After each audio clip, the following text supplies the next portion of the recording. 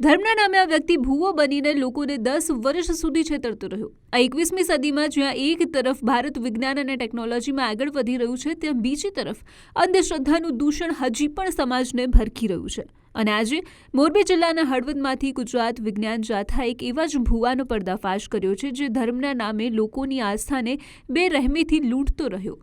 ફિરોઝ સંઘી નામનો આ શખ્સ છેલ્લા 10 વર્ષથી ઢોંગ કરતો રહ્યો। આ શખ્સે પોતાના ઘરમાં જ મોગલ માતાજીનો મઢ નાખ્યો હતો અને લોકોને એવો દાવો કરતો હતો કે તે લોકોનું દુઃખ દર્દ મટાડી શકે છે। ફિરોઝ સંઘીએ એક નિયમ પણ બનાવી દીધો હતો કે દર રવિવારે અને મંગળવારે તે દુઃખી લોકોને જોવાનું કામ કરશે। આ કામગીરી દરમિયાન જ તે લોકોની નબળાઈનો ફાયદો ઉઠાવીને તેમને ધાક ધમકી આપીને કે પછી વિધિના નામે આર્થિક રીતે શોષણ કરતો રહ્યો। અનેક લોકો વર્ષોથી પોતાની સમસ્યાઓના નિરાકરણ માટે આ ભૂવાના ચક્કરમાં ફસાતા ગયા। લોકોની આસ્થાનો આ રીતે દુરુપયોગ થતો જોઈને અંધશ્રદ્ધા સામે લડતી સંસ્થા એટલે કે વિજ્ઞાન જાથાએ કાયદાકીય માર્ગ અપનાવવાનો નિર્ણય કર્યો। વિજ્ઞાન જાથાની ટીમે સંપૂર્ણ તપાસ અને પુરાવાઓ એકઠા કર્યા અને તે બાદ સ્થાનિક પોલીસને સાથે રાખીને આ ભૂવાની કાળી કરતૂતનો પર્દાફાશ કર્યો છે।